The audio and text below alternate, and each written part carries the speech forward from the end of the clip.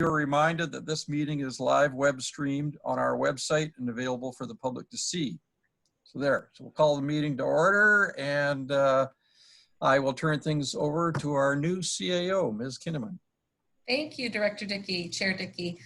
First item is approval of the agenda, and late items.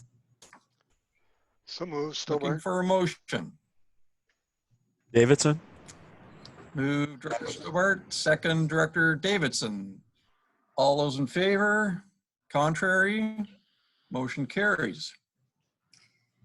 Next item is 3.1. We have the draft Electoral Area Services Committee meeting minutes from March 10th, 2020. Adamson, move.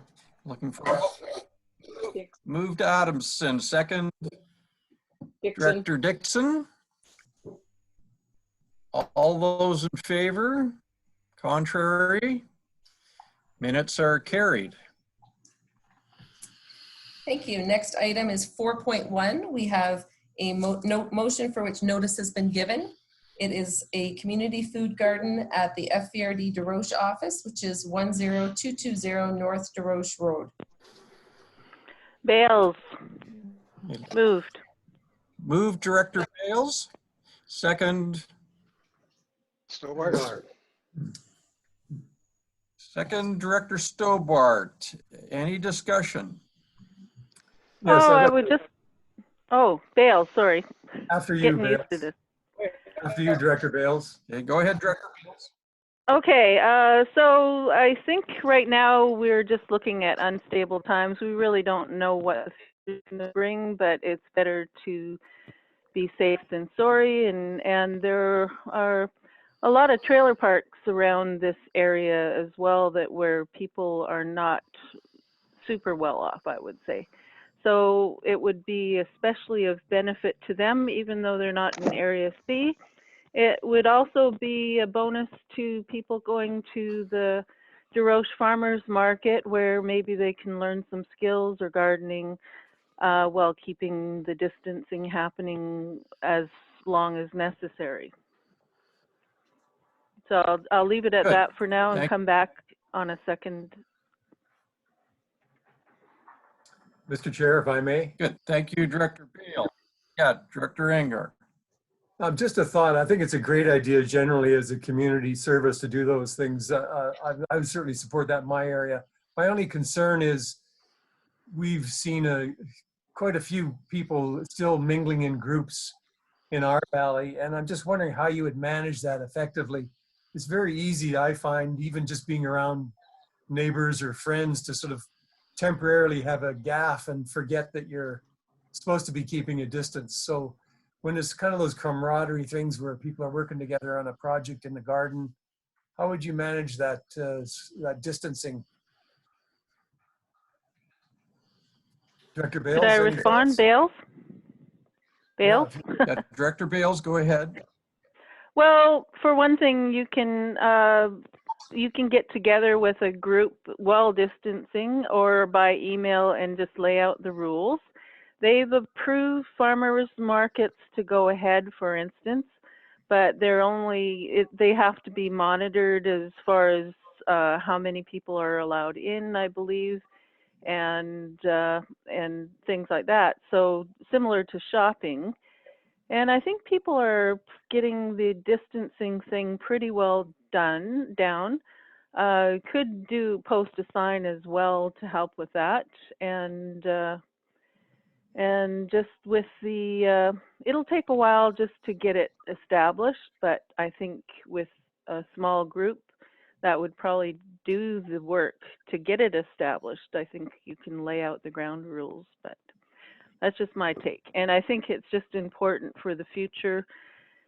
And hopefully we won't have the same pandemic rules in a couple months, but who knows? I don't know for sure.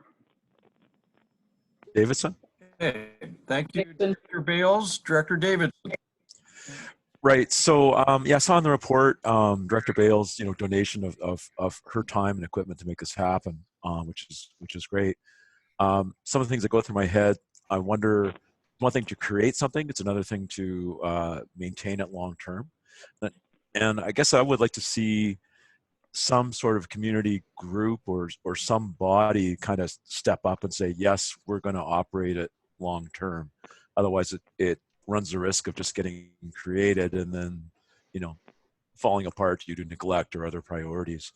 So I'm not sure how that would kind of shape up, whatever. I very much like the idea of the training aspect of it. I know for Area F, for example, there's a lot of land, but really only a small proportion of people here that are on acreage actually are farmers. So yeah, the training aspect of it is good. As an alternate food supply, I'm not quite sure how much it's going to backfill should, you know, food sources become hard to come by. But yeah, I guess my biggest concern is just what is the ongoing operation and keeping the thing going look like, so it just doesn't turn into a white elephant, for want of a better term. Thank you. Good. Thank you, Director Davidson. Director Dixon. Thank you, Mr. Chair. Just a couple comments. I certainly like the idea of a garden, but am I correct in understanding that this would be on FVRD property? And then is there a situation where it sort of is deemed FVRD responsibility? Okay, so maybe we'll ask Ms. Kinnaman to weigh in now. Thank you. Yes, those are some really good questions, and certainly ones that went through staff's mind when this notice of motion was put forward. Generally, I would say that staff are very supportive of this as a concept, but my recommendation would be actually for the committee to consider amending this motion slightly, seeking a staff report outlining all of the land use considerations, the financial considerations, as well as the risk insurance considerations for this property. Just a couple of things to note. First would be that my understanding is that the part of the land is actually Crown land tenure. So we would have to make sure that if this activity was going to be taking place on the front portion of the property, that we were in alignment with what the expectations of the province and that Crown land tenure are. There is another portion of the land which is actually ours, as I understand it. So some of it would be about locating of where this could be located. And then that secondary piece of, because you would be adding a use to the site and there would be activities that would be happening there that are new, we would have to seek some guidance from our insurer, MIABC, just to see what those costs would be to insure for this kind of activity. It may not be a lot, but then we would also want to identify what the funding source is for all of these things. So I guess what I would suggest is that staff would be very prepared to pull together a report around this and work with Director Bales on identifying what some of her vision is and perhaps identify some community groups that might want to take this on. As far as the DeRoche Farmers Market is concerned, at this present time, the DeRoche sub-office is closed to the public, as you know, and the DeRoche Farmers Market is aware of that because they do use the building for some of their activities. So just some details to work out. I think that staff could pull together a report for the May East that outline this so that you are making this decision with all of the information at hand. Good. Thank you, Ms. Kinnaman. And I just might relate that Director Raymond emailed me with similar concerns Ms. Kinnaman has now expressed. Are there any other directors with would like to enter into this discussion? Director Stobart. Yes, thank you. Again, yeah, I think the idea of a community garden is always a good one. And again, the food sustainability thing, you know, we're supporting, it's pretty, you know, I believe it takes about 80 square meters to supply the vegetables for one person per year. So we would be certainly running out of location. For timing for this year, I just don't know what the COVID situation, other things going on. I tried to put a seed order in this morning and I'm not going to get it for at least 40 days. So it's going to be difficult in that respect.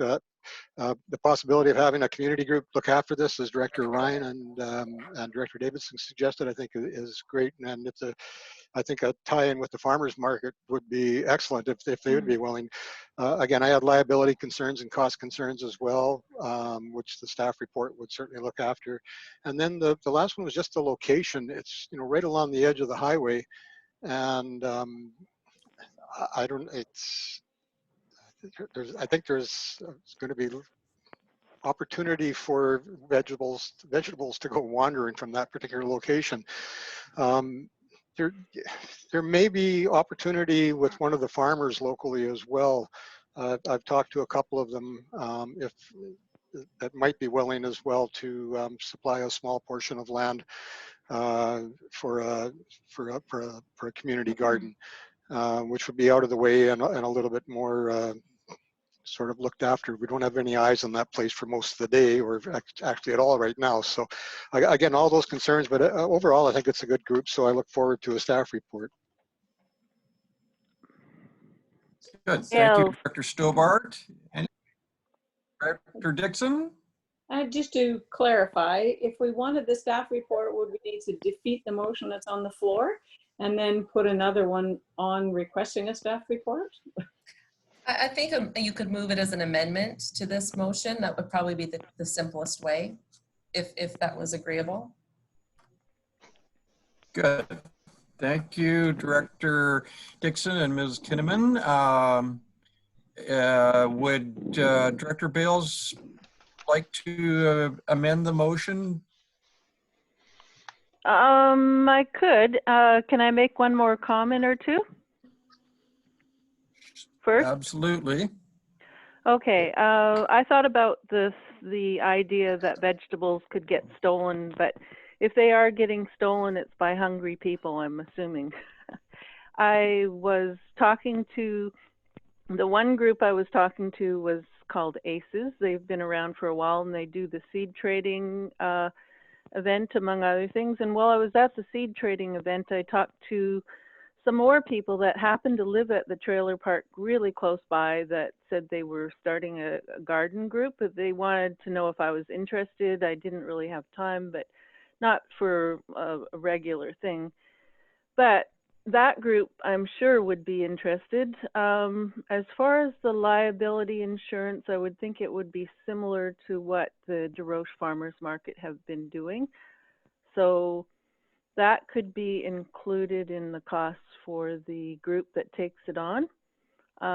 ACES, the person I talked to from ACES said that they wanted to talk to the farmers market and a few other of the nonprofits in the area so that they would have more than one group that might be interested. As far as the location being where it is, I thought the high visibility would be a plus in a certain way if you design it so it's easy to keep up and make it attractive, low maintenance and mulch and things like that. Planting a few trees around the edge, fruit trees or whatever. Let's see what else. Just I don't mind if amending the motion for a staff report. That would be fine with me. Although I think time is of the essence. I thought that if it was passed today that it could be done this year and people can contribute plants. For instance, I have a lot of plants that I have extra started in my greenhouse that could be contributed. Other people probably have the same. And a lot of things can be planted in the fall for next year. So getting it established, I realized it wouldn't be a full-on establishment, but it would certainly be a good start because I don't expect that next year's we're gonna be pulled out of the recession type economy. So as far as amending the motion, Mrs. CAO Kinnaman, what do you have for a suggestion for amending? Well, what my suggestion would be is just that staff be directed to prepare a report outlining the feasibility of developing a community garden at the FVRD's DeRoche sub-office. Okay, that sounds fine with me. Like I said, I thought that time was of the essence in as getting it established this year. It could still be done fairly quickly. I know I just redid my place this year. Got a bobcat in, got the materials, the mushroom manure, the mulch to make it tidier eventually. But with a lot of people helping, it could be done almost in a day or two. And the other planning aspect would be getting raised bed boxes for a good portion of it. So timing is a bit of the essence, I would say. Okay, good. So Director Bales has agreed to amend the motion. We would need a seconder. Davidson? Move Director Davidson. Thank you. Any other discussion? Next time we will organize our pandemic around the growing season, Director Bales. All those in favor of the motion? Contrary? Motion carries. Thank you, Mr. Chair. Next item is 5.1. We have the 2020 grant and aid request for the Hope and District Arts Council in Electoral Area B, and there's a motion for your consideration. Adamson, move. Move Director Adamson, second.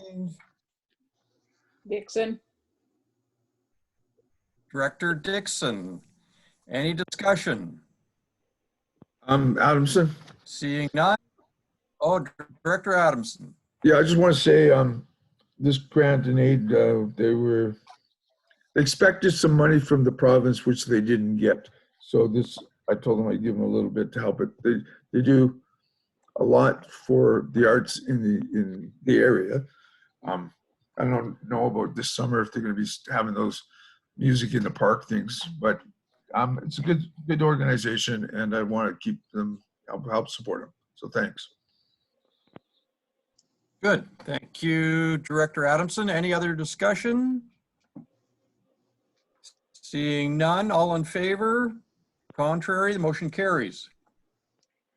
Next item is 5.2. We have the 2020 grant and aid request for the DeRoche Farmers Market in Electoral Areas C and G.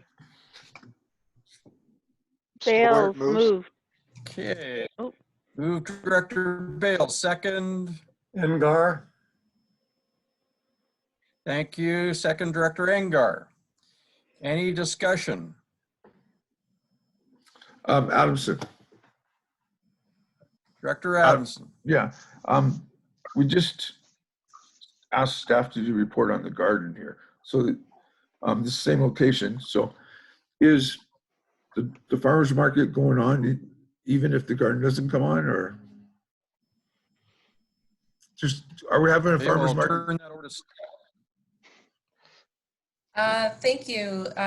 Through to staff, actually, I know that Ms. Riley has had correspondence with the DeRoche Farmers Market. Wondering if she can maybe comment on that. Certainly, through the chair to Director Adamson. So the DeRoche Farmers Market is normally held, just give you a little bit of background, it's held in the parking lot of our DeRoche sub-office. However, the farmers market does use the inside of the building for water, coffee, and some of their volunteers. Currently with the pandemic, we've closed the DeRoche sub-office, and in an effort to help support the provincial health orders around social distancing, I have advised the DeRoche Farmers Market that until further notice that office is closed. So we'll be monitoring that situation closely, and as things progress, we'll have to deal with it down the road. Okay, thanks. Good. Thank you, Ms. Riley. Any other discussion? Bales. Seeing none. Oh, Bales. Director Bales. Oh, sorry. Okay, so I've been kind of keeping up a bit with the province, you know, not today, but they are going ahead with farmers markets around the province. As far as I know, they have to adhere to the policies of distancing and also monitor how many people are at the market at any one time. And other than that, the province has said that they're only allowed to sell vegetables. So those are the things that I've heard about farmers markets so far. Another issue might be that it's, that certain things are getting harder to find in town, not vegetables yet. So I don't expect that to be too serious yet, but you just never know. So I'd like to keep that consideration open. And that's it for me. Okay, good. Thank you. Thank you, Director Bales. Any Stobart? other discussion? Director Stobart. Yes, thank you, Chair Dickey. Also, just for the rest of the group, the farmers market has said if they don't go ahead, that they will return the funds. Good. Thank you, Director Stobart. Any other discussion? Seeing none, all those in favor? Contrary? Motion carries. Thank you. Next item is 6.1. We have a development variance permit to reduce the interior lot line setback for a single family dwelling at 216C Lakeshore Drive, Cultus Lake Park in Electoral Area H. And I will just draw the committee's attention to an email that was circulated to you earlier today with a resolution that came from Cultus Lake on this item. And I will just read it out loud for the viewing public. It reads that the Cultus Lake Park Board approves the sale and transfer of 34 meters squared to Mr. Williams for the construction of a home on, am I reading the right one, Jamie? Yeah. Let me just see here. Yes, I am. Sorry about that. That the Cultus Lake Park Board approved the sale and transfer of 34 meters squared to Mr. Williams for the construction of a home on 216C Lakeshore Drive. The price will be set at $1,040.70 per square meter for a total of $35,383.50, with a guarantee that there will be no parking on Lakeshore Drive and that 2 parking spots would be provided within the pins, and that the Cultus Lake Park Board supports the issuance of a development variance permit for 216C Lakeshore Drive to reduce the setback distance 0.6 meters from the dwelling and 0 meters on the south side setback for the eaves gutter to the interior property line, and that the Cultus Lake Park Board support the development variance permit for 29 Lakeshore Drive. Good. Thank you, Ms. Kinnaman. So we'd be looking for a motion. So move the recommendation. Adamson, Move second. Director Dixon, second. Second, Director Adamson. Any discussion?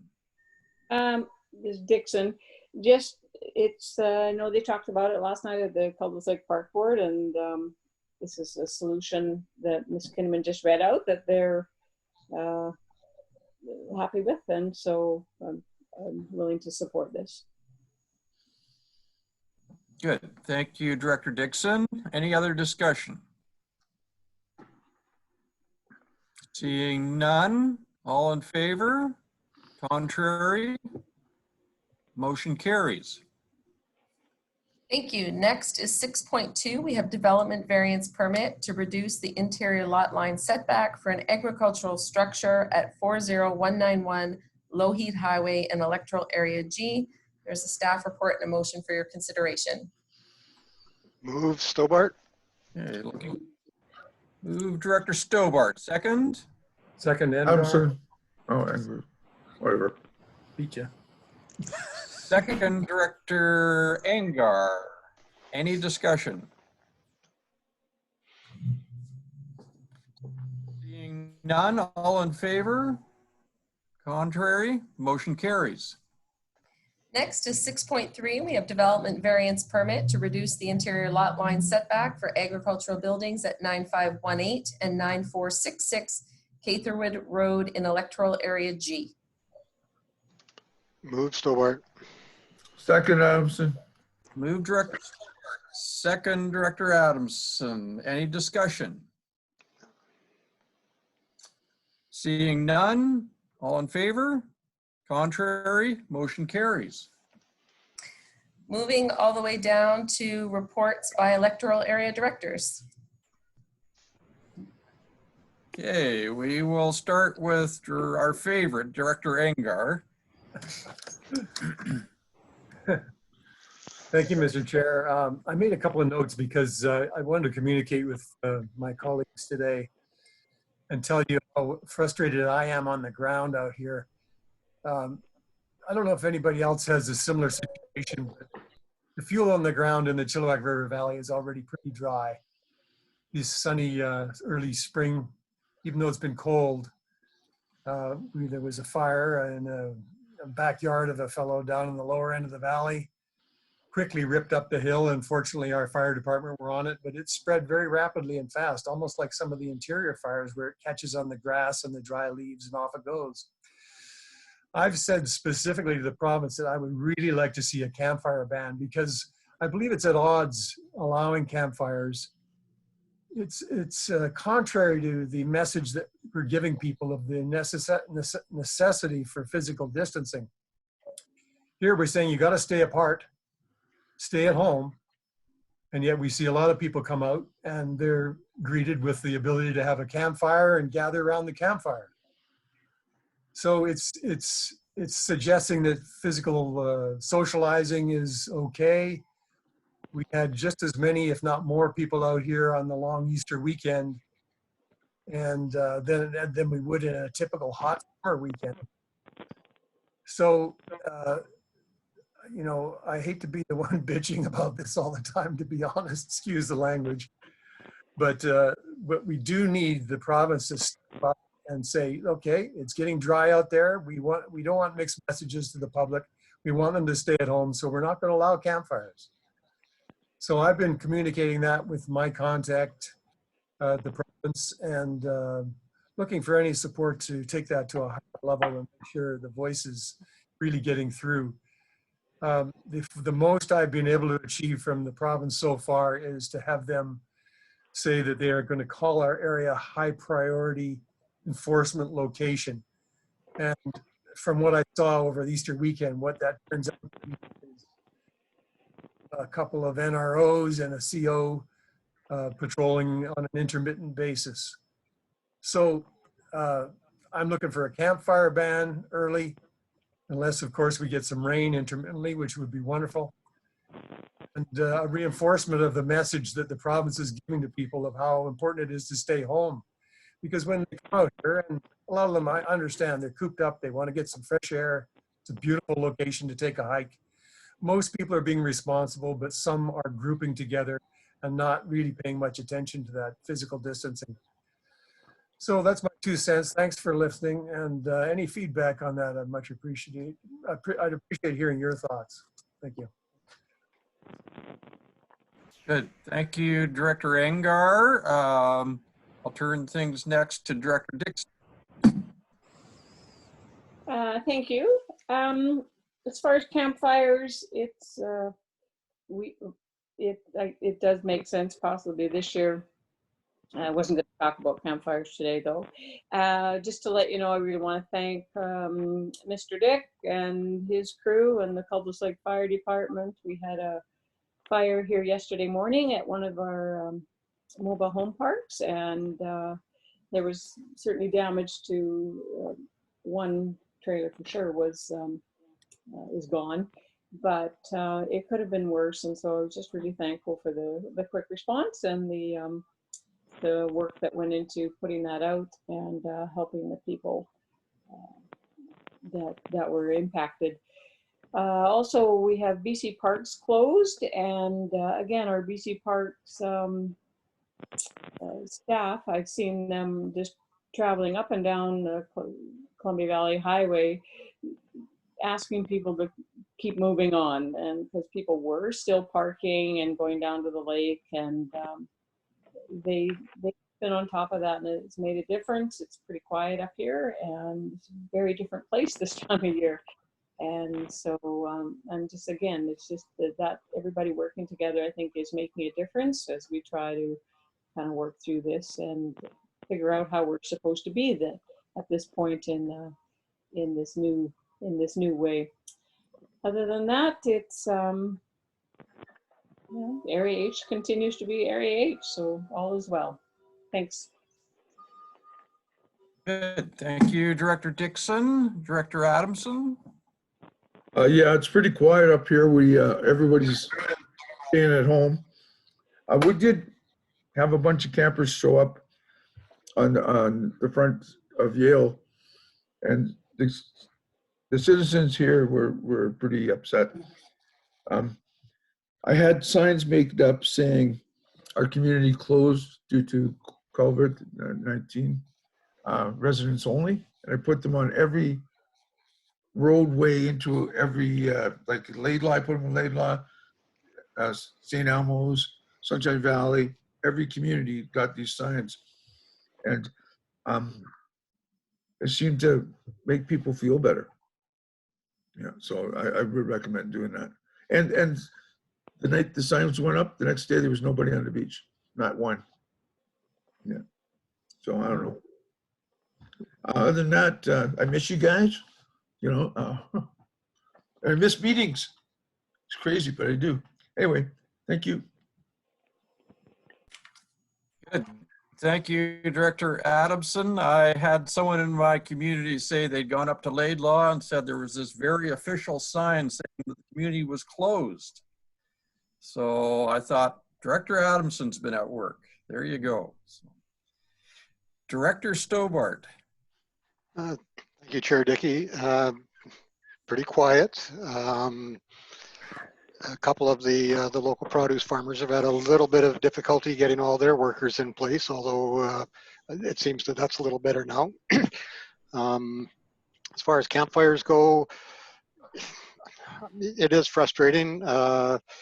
We had somebody drive down a creek on the Thursday of the long weekend, or just prior to the long weekend, and had a campfire, as they called it, which was about probably 2 meters across and about 3 meters high. And unfortunately, when we only have one fire inspector for the entire lower half of the province here, it's pretty difficult to get somebody to come out and have a look. COs were on call that night elsewhere in Delta, I believe. And so it was impossible to get anybody to come out and have a look. So again, it is frustrating. We see more and more of it every year. We certainly seem to. Frescoes, again, thanks to Reg. There was a house fire at Sahalis. Wanted to thank North Fraser for attending and giving and assisting. The house was lost, but no lives and no injuries. No lives lost and no injuries, so that's always good news. Other than that, it is very quiet. The long weekend, there was I got some complaints from people that saw a few more people out on the dikes. A lot of people parking anywhere along the side of the road, side roads, simply because all the parks and the rec sites were closed. So a little bit of consternation there from some, but other than that, things are pretty quiet. Good. Thank you, Director Stobart. Director Davidson. Thank you, Chair. So similar concerns and a bit of confusion around burning. I had a number of people reach out to me, and thanks to Mr. Dick for helping get some clarity on it. Turns out that the MOE had the original burning ban, which ended 9 a.m. yesterday, and then the Wildfire BC burning ban kicked in at noon today. So there was actually like a 27-hour window where you could burn. This is for the category 2, 3 fires. So I think you'd call the situation, euphemistically call it, I think, fluid in terms of what's allowed and what isn't allowed. I think the campfire ban makes perfect sense, because as long as the parks are closed, where else are you going to be having a campfire unless you're off in the bush somewhere? But maybe we should consider a motion to that effect. But actually, before going there, I'm really curious to hear what Mr. Dick has to say on all of this, if we don't mind reaching out to him for his thoughts on burning, because it's top of mind for a few of us, it sounds like. Okay, thank you, Director Davidson. Staff, there's Reg. Go ahead, please, Mr. Dick. Thank you. Yes, I agree with you all. The campfire ban would assist. It's causing a lot of issues and confusion and phone calls, and there's not much we can do about it.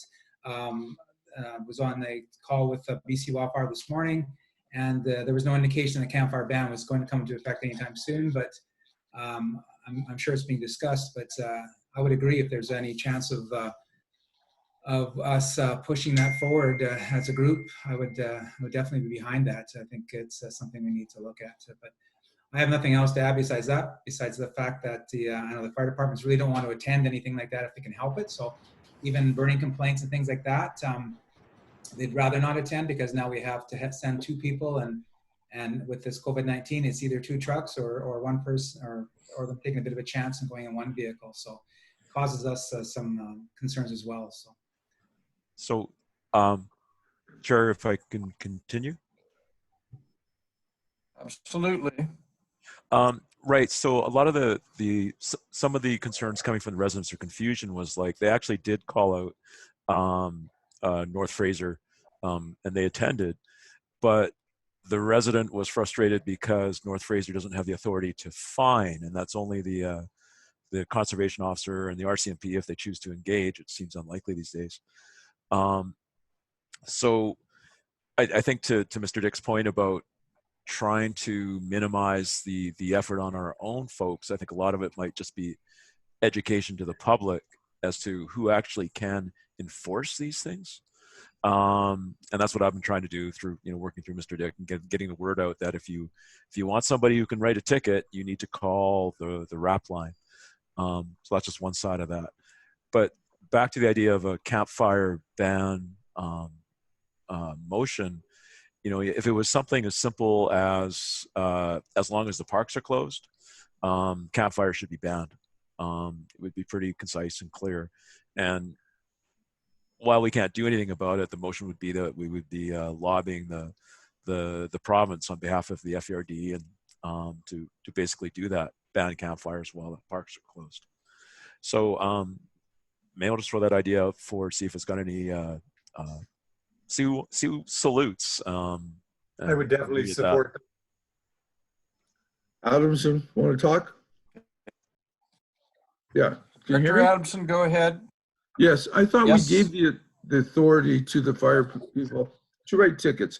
Wasn't it North Fraser had the conflict, and we gave them a ticket book. Every one of them, like my guys can write tickets. I'm sure we can write tickets. Thank you, Director Adamson. Mr. Dick, would you like to weigh in, please? Yes, the ticketing process we had in place didn't, we weren't actually using it at all, and it conflicted with the provincial authorities. If we wrote a ticket, it didn't really count for anything. And if the province came and wrote a ticket, it didn't make the ticket actually enforceable. So we did, I believe last year, we put that on hold. And the other side of it was the firefighters and the fire chiefs really do not want to be out issuing tickets to neighbors and friends and such in the community. They're volunteer fire chiefs. So there's a lot of pushback from them not to do this. So we really don't have anything in place at this point. That's really all where it's at right now. So. Good. Thank you, Director or Mr. Dick. Any other discussion on this issue? Director Engar here, if I may. I'd just like to support. Director Enger, go ahead. I'd like to support Director Davidson's thought of having some kind of a cohesive request to the province, a motion, what have you. Not quite sure how to phrase that, but if we have some unanimity here, then that would be something that I would definitely support. So, Mr. Chair, if I may just jump in here for a minute, and can we get our corporate officer maybe to comment about a motion from the floor at this point in the meeting?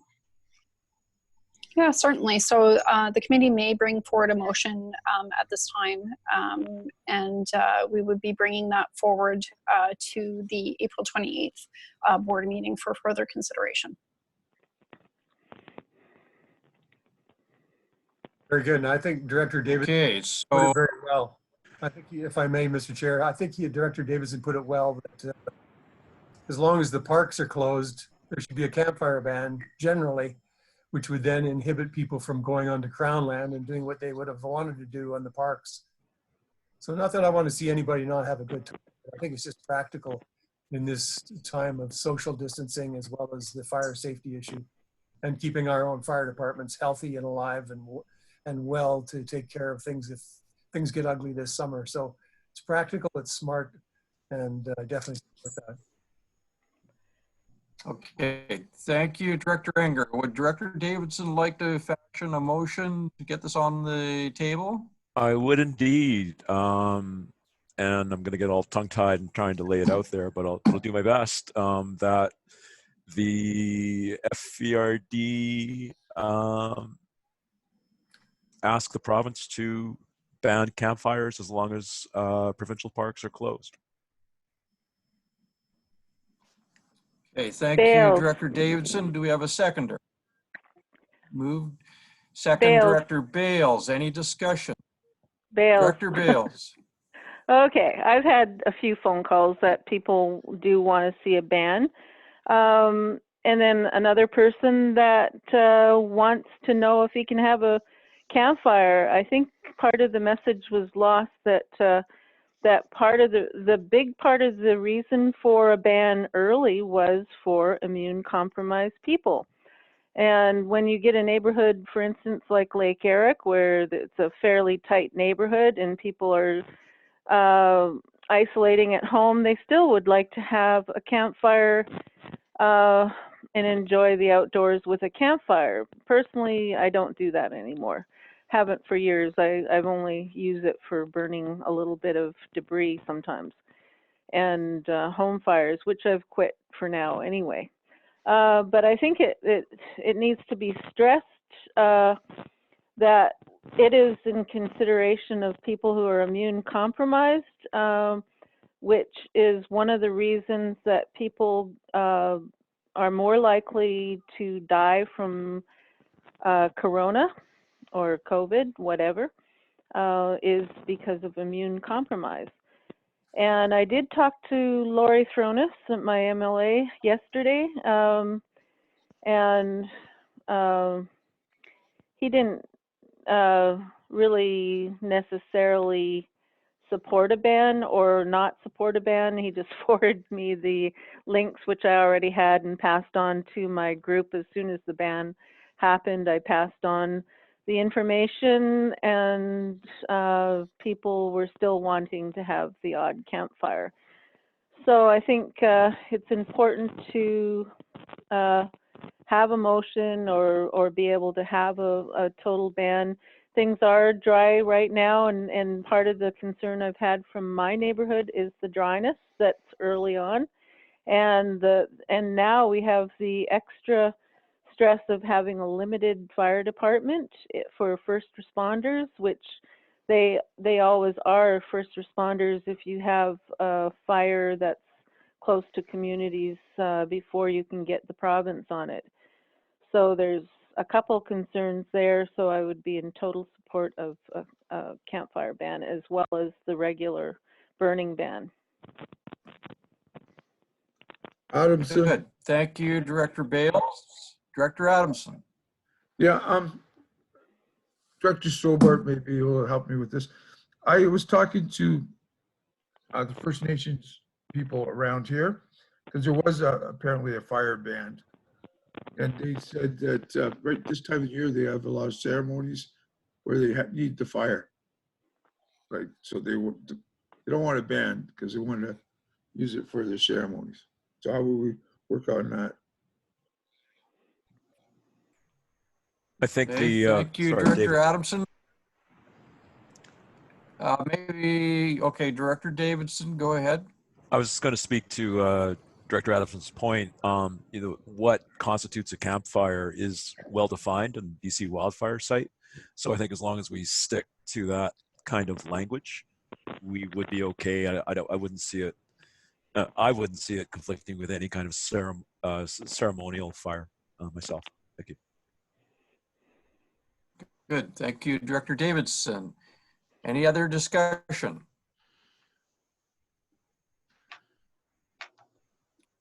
Seeing none, all those in favor of the motion? Contrary? The motion carries. And that would conclude Okay. my report for Area F. Thank you. Good. Thank you, Director Davidson. Director Bales. Okay, yeah, so I've been getting the complaints about fire, so there's that. There's been the odd complaint about not distancing at the golf course, which is too bad because I really do believe that exercise and sunshine make all the difference in colds or flus or COVID or whatever.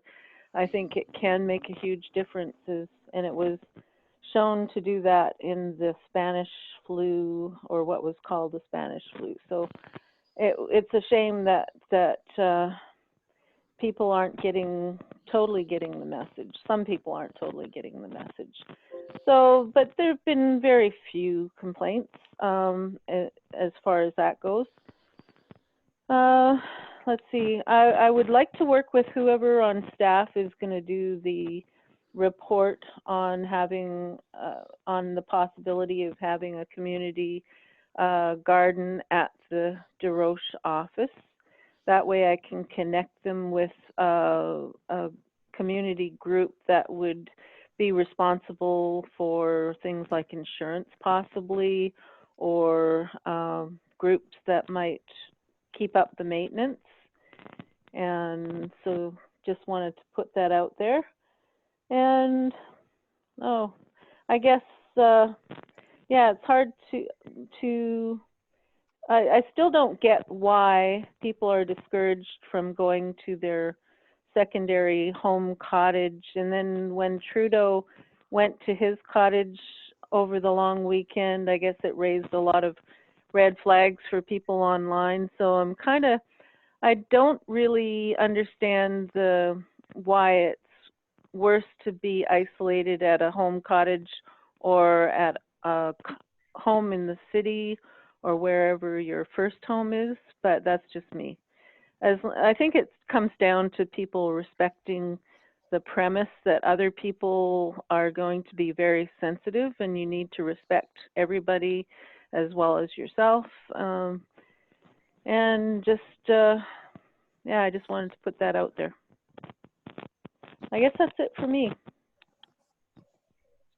Good. Thank you, Director Bales. And for myself, things have been quiet in my electoral area. Director Raymond did ask me to relate to the committee that he has concerns that a number of people in his community will be facing economic hardship as a result of land tax reductions in June this year. And curious as to how we might be able to deal with that. I think that's an issue that a lot of people are thinking about all across North America right now, and I don't know if staff have any insights on this discussion. I did say that to the committee by Director Raymond.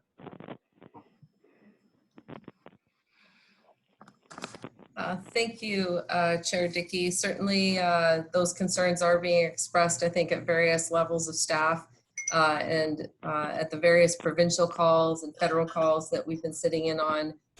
We've been paying close attention as to all of the things that we can be doing as an organization while still fulfilling our mandate, but of course supporting communities and individuals that may be challenged during these times. So if that's it Good. for item. Thank you, Ms. Kinnaman. Bales, can I make one more comment on that? Yep. Director I Bales. was just thinking in light of what they're talking about in Vancouver and going bankrupt, because there's so many people that won't be able to afford to pay their taxes. I was thinking that maybe I would write a motion, notice of motion for the board that says something to the effect that we postpone any new hires until economic certainty is known. Through the chair to Director Bales, I can tell you that I have established 3 very clear priorities for staff at this time as we're looking for the full 2020 impact and beyond of this situation. And at present, we are not filling any new positions, even ones that maybe had been approved for the 2020 budget. We've put those on hold. I don't know that if we necessarily need a motion for that per se, but one of the 3 goals that I've made very clear is paying attention to the financial picture of this organization and making sure that we end 2020 in the black.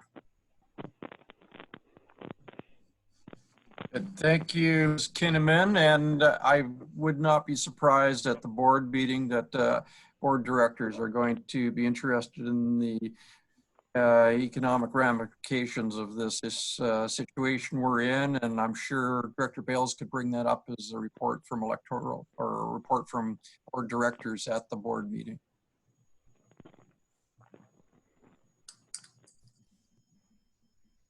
Okay, that would seem to bring that item of the agenda to a close. I believe we have a public opportunity for public to speak. Ms. Kinnaman? Yes, so since this is a bit of a different format, we have a different format for public participation. We put out notice to the public that there is an opportunity to join this meeting. As you know, that this has been broadcast on our website, and members of the public wishing to participate in item 10, which is public question period for items relevant to the agenda, will have an opportunity to call in at this time. So if there are members of the public wishing to call in, they can call 604-702-5000, and our reception team will forward questions to our boardroom where staff are ready to take those calls. And what I would suggest is perhaps we just pause for a couple of moments, because there is often a delay. I think some of you have noted that in this broadcast too, that those of us who don't necessarily have the same level of internet connection, sometimes there's a delay for some of the members of hearing what the conversation is.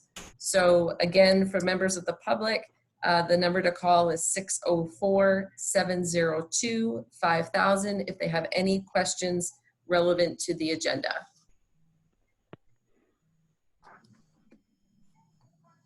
Good, thank you, Ms. Kinnaman. So we'll give people a couple of minutes, and just I'd like to say how well the Zoom has worked. This is my first day on Zoom, and I didn't think in my lifetime I would be doing this, but seems to work very well.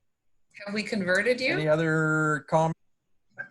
Well, I don't know if I would go as far as that, but who knows about old dogs and new tricks. But, Davidson?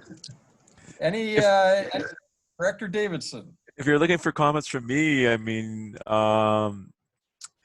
yeah, like I kind of wish this was or stays the new normal as much as possible, in that it saves me 2 hours of driving time to and from Chilliwack, and along with expensing mileage, and often for trips to Chilliwack, there's a meal involved as well. So I think this is a way of the future, and I hope it becomes at least an option once we're past COVID as we continue. Thank you. Good, thank you, Director Davidson. Evidently, there's a word in Japanese that in times of crisis, there are great times of opportunity. So there you go. You can teach an old guy like me how to use a computer. So just to give you an idea of the time delay, staff have just noted that the announcement for the public phone-in portion only just made it to the live broadcast 20 seconds ago. So I would suggest maybe pausing for another minute or so and see if we do get any calls. Bales. Thank you, Ms. Kinnaman. Director Bales. Yeah, I just wondered, is this same phone number going to be used at the board? Because it'd be good to let constituents know, the ones we have contact with, that they can use this process at the board meeting, and the phone number would be the same as just mentioned. Through the chair to Director Bales, I'm not certain if that's going to be the exact phone number, because today during the day we have staff that are at the reception desk and able to transfer those calls. So we also wanted to test how this process would work and how wonderfully comfortable it would be for us to just sit here and idly wait for a potential phone call. I think that the process has worked fairly well. So as staff, we will go back and determine what that phone number will be.